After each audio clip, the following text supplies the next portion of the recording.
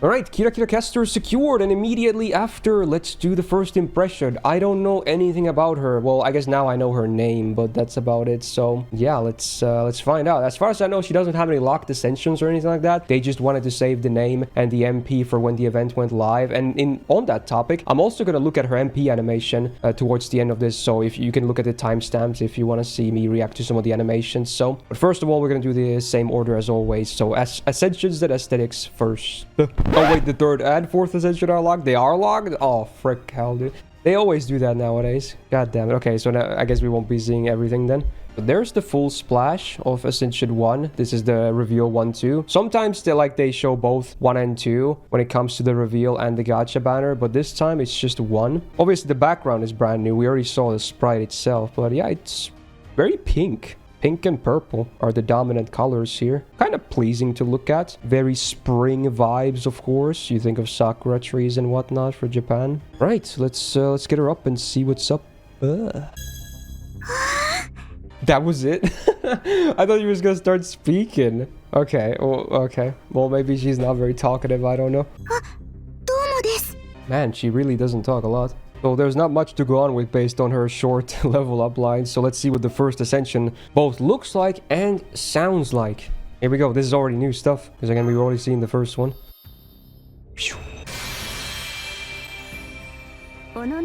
Okay.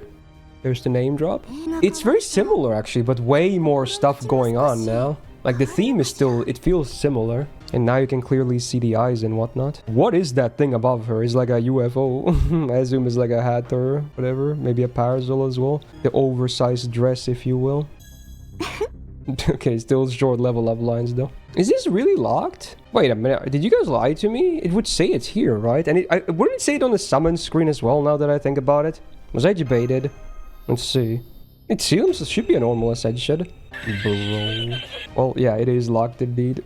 So sad. They seem to be doing that so much nowadays. And in some cases, I mean, I didn't read the event, so I could be talking out of my ass, but I feel like they could reveal a lot of them, immediately. Like, was the Bishona one really needed, for instance? From last event. Again, I don't read the event, so maybe it was like a really cool thing and whatnot. But was that really needed, for instance, If it's just the same serve and we just like oh, it's a different color scheme now. Even Bishona didn't get a second MP animation either. I was sure she was gonna get one, but she didn't. Alright, FA, and we can't see that one either, right? Because it's always coupled with the third ascension being locked. Yep. Thanks for the quartz, though. Alright, so sadly we can't get a full picture of the aesthetics, but let's take a look at those first two sprites anyway.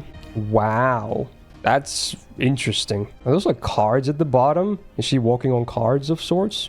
Paper sheets? She has very long hair. Damn, that's a crazy sprite, honestly. Yeah, this is the casual one, the chill one. Before things go up a notch. It is similar to Seishon on Ascension 3, you're right, actually, yeah. I saw some people, like Japanese people in my comments saying that the first Ascension was based on, like, this outfit is, like, from the Taisho era, which is wrong if she's from the same era as Sei, right? Because Taisho was, like, before Meiji, wasn't it? So I guess they were wrong, too. Lol. Anyway, aesthetic-wise, can't give a definitive answer yet, but, pretty cool stuff, I have to say. Very detailed. I mean, you can tell they love their Japanese servants, so they're gonna get some special treatments. Hopefully this time the third ascension is worth the lock. Otherwise, I feel like they could have maybe just shown it day one, but oh well, what can you do? But next up, let's talk about the gameplay. Yes, indeed. New 5-star caster. You don't get those every day. In fact, the last one was God knows how long ago. Was it Alice? It was probably Alice, right? I don't even know if she's a DPS or not, but she does have a decent attack stat, so I'm gonna presume she's a DPS, okay? So 12.4k attack. It is with 1k foes, but it's probably on the higher end of casters, if I had to guess. I don't obviously memorize these numbers, but if I had to guess, she's probably one of the higher attack casters in the game. Keep in mind, caster attack modifier still not super high. Now, deck-wise, what do we have? Probably the standard caster deck. That's what you always expect, but let's see. Is she an exception? Excuse me. I would say that definitely qualifies for an exception. Wow. Not only is it not triple arts, it's triple quick. Holy. Was Alice triple quick? Or is she double? I assume Alice was double quick. Yeah, Alice was double quick, double arts. I mean, for the longest time, we didn't have any quick MPs, but I think this might be the first triple quick deck as well now for a caster. Now, hit counts, triple on Buster, triple on arts, 4 on quick, and 5 on extra. All right, fairly decent. And the MP gain is 0.8. Whoa. quad hit quicks with 0.8 on the gain. Actually pretty good. And that arts card is also very solid, obviously. That goes without saying. All right, the MP is it quick as well? I would hope so. It is. So she is as green as they come. Okay, interesting. Cool. That's pretty exciting. Again, now everyone's gonna be like, oh, dude, time to skip. It's full green. I make the same joke every time. But to be honest, a lot of people do think that. But, you know, again, I never discriminate between card types, especially now that Quick is getting a bit more tools over time as well. Anyway, I'm still clueless whether she's a DPS or not. I'm guessing yes. But yeah, let's read passives next. We got triple passives, and one of them is a spoiler, apparently, in terms of the name, but not the effect. Let's see. We got item construction D, so that gives her a bit of debuff success rate, equaling to 4%, so it's not a whole lot, but you know, it's there. Territory creation A for 10% arts up, which is a very good buff, but on her in particular, very ironically, it's not good. Normally on casters, this is like, oh, hell yeah, you know, it's arts, it's the caster card, but on her, it's like, oh, really, we only have one arts card, so,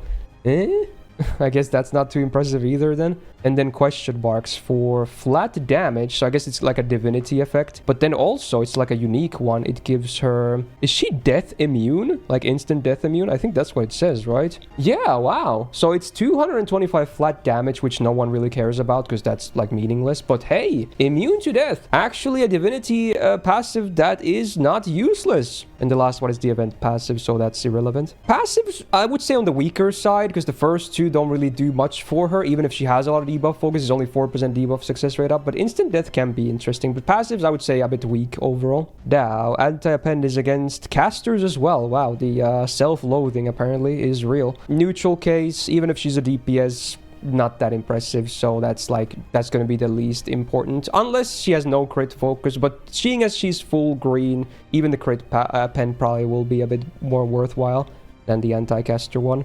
All right, now time to finally find out, is she a DPS or not? Time to talk about the MP. So, before anything, she gets MP damage for 1 turn, scaling with overcharge. So, DPS confirmed, at least to an extent. I mean, even if someone has a DPS MP, that doesn't mean they can be a support too, but she can at least do damage, it seems. Then, she does AoE damage, and then applies a curse on all enemies for 5 turns, a healing reduction for 5 turns, and at the end of the enemy's turn, remove the latest buff, and that lasts for 5 turns, right? If I'm reading that correct. And a mid chance to instant kill as the final effect. Interesting. Whoa, so it's like a buff removal that happens per turn. It is only 1 buff, but I assume you can stack that, right? It doesn't say you can't. So you could potentially move like several buffs per turn. Yeah, it's 5 turns. Wow, that's cool.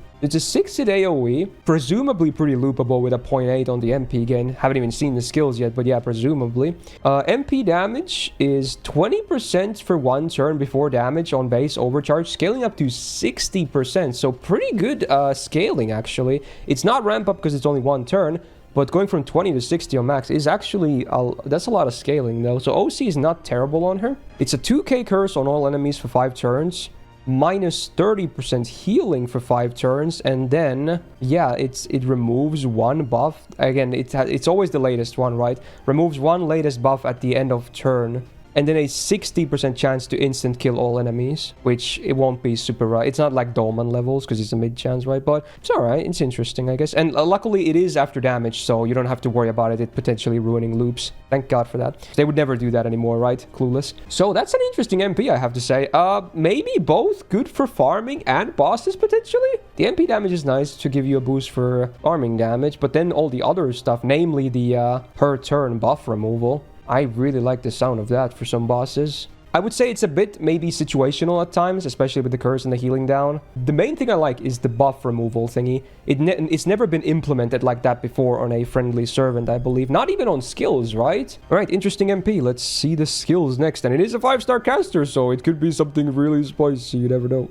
Ooh, those are some spicy icons depending on who are targeted and what all the effects are. Starting with a rainbow icon. I'm hoping it's targeted because she doesn't need a rainbow herself. Doesn't seem to be. So she herself gets quick Arts, and Buster up for 3 turns, so it's a rainbow for self. And then when quick attacking, she gets a bit of battery, I'm guessing 10%, and that lasts for 3 turns. When Arts attacking, she gets a dodge for 1 time, 1 turn.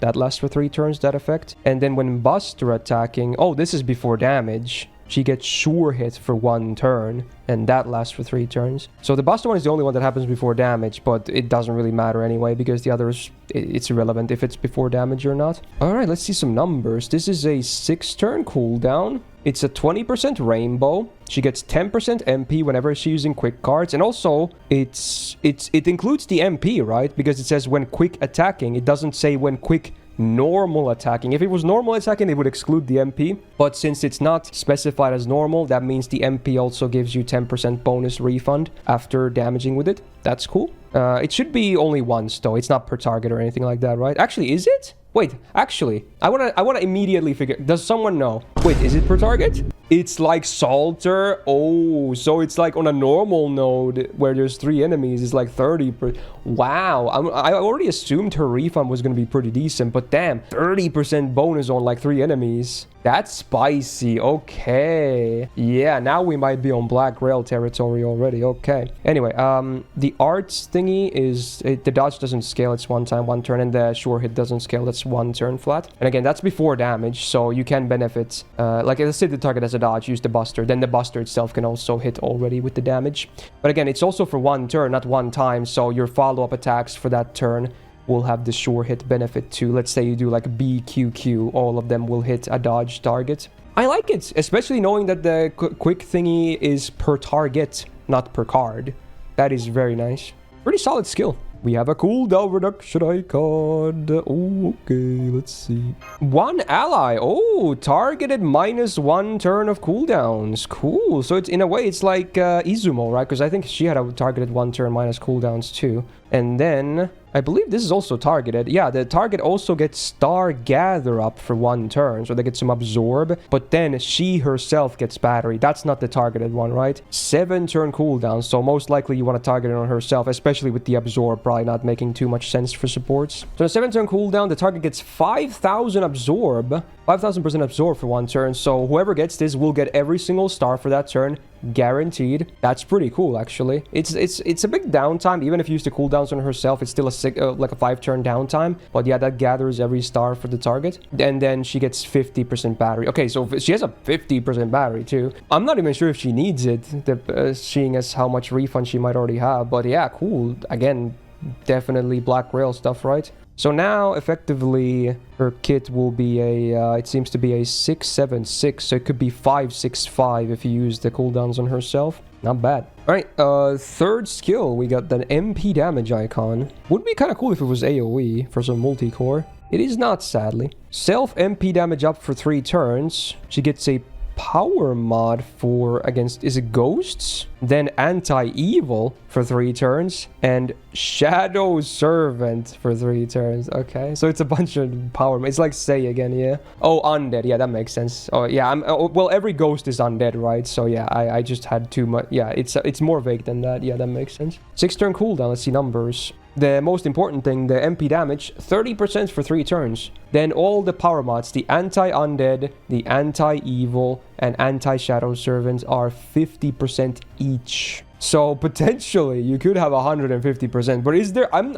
not even sure if a single target exists in the entire game that would be, you know, susceptible to all 3 at the same time. You would really have to reach and dig for that one. 2 could be possible, but even getting 1 can be a bit tricky, right? But there is Summer Wu as well, right? Who applies undead to enemies. So that is interesting, actually. And she's a caster too, right? So the class affinity works too. Because 50% is not nothing. We saw that on Semiramis earlier too with the buff. 50% is actually a good amount of power mod. So I guess we can basically confirm she's not a support now. The only thing that she can do to an ally is give absorb and cooldowns, right? Everything else is basically self only. Well, unless you count the debuffs from the MP, right? So she is pretty selfish, I want to say, but she looks pretty interesting, actually. She also has a lot of MP damage. So if you run double Scotty Oberon, I bet her wave 3 damage can be absolutely nuts. Especially because, again, in 90++, there's like always a servant at the end. And the servant, imagine if they're like evil as well, and you get this 50% from that. Oof. I want to say her wave 3 damage should be pretty pretty sick. Because again, her MP does it, then this does it.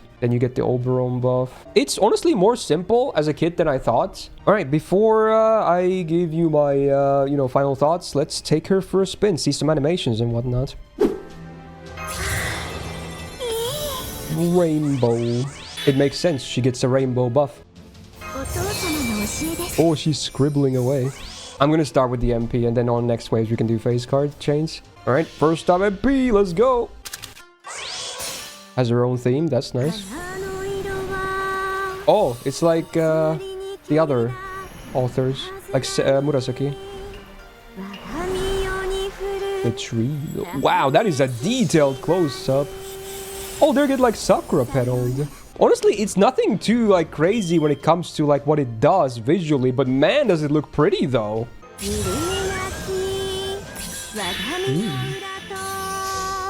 It's like poem reciting, right? It's not so much like singing. They just do that voice because I've seen Chihaya Furu, okay? I know how they read poems for the Karata games. They read it like that. All right, let's see card chains. Let's do the full green because this is your best damaging hand. Oh, it's like fall leaves, no? It's like maple leaves. Wow, the leaves hurt. Oh, who's that? Is that why she has 2 voice actors? Oh. Dude, I was like, I'm slowly approaching you. Wow, what is that? Again, I don't know the lore behind the dude, but okay. Maybe from one of her poems or something. Those sound effects though. Like he slowly floats and just bombs the enemy. Whoa, Destructo this cat. Ooh. Oh, it goes like a boomerang. It's like... Wow, the range. Kira Kira for the melee buster. Get it? Oh yeah, did she call the dude her dad? Oh yeah, I think she might have. Yeah, you're right. I think you're right. Wow, that's kind of cute. She loves the shoujo manga. She was like really in the book there. Did you see that? Alright, let's see the MP. I assume it's the same, but maybe different voice lines or something. Oh wait, it is a different sprite. I think, yeah. Yeah, that's different. So they made both sprites. Wow. Dude, it's all the ASMR with the rain and the leaves and the wind. Oh, dude, actually, I'm starting to appreciate this MP more every time I hear it. This is different. Oh, dude, she doesn't float now. Now she just runs. There's the bicycle. Oh, she even does the bell. Ding, ding, ding. Oh, so cute, man. Oh. This is a different one. Is that melee? Wow, it's like a... That's not blood, is it? Just listen to the sounds.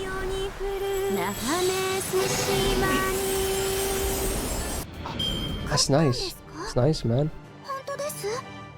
There you go. Honestly, man, I like those animations, especially the MP and the sound design especially. Ooh, it's such a pleasing MP to listen to. I really like this. Like even, let's say the third Ascension won't be crazy again, which chances are it's not because, you know, they've been just doing this for no reason at all. I'm still pleased already. Gameplay-wise, I can't say for sure yet, but at least farming-wise, she should be pretty good because that flat refund increase from the first skill will definitely open some possibilities alone. I like this servant. She's nice, but I wouldn't say a must-have or anything like that. So there you go. That's my first impression of her. So if you enjoyed this first impression, hey, do me a solid and press the like button on this video, of course. Really helps out. And do subscribe not to miss out on future videos. There's no other planned videos for today. This should be the third and the final one. That's already a bunch of videos for one day, but there are other planned videos in the future, namely a certain play button arriving and stuff to do with that. Oh, stay tuned. Also, shout out to my patrons on the screen right now and Suit for being a big YouTube tier member supporter. Also, thank you so much. And hey, good luck if you're pulling for again, if you so choose to. And otherwise, see ya in the next video. Bye.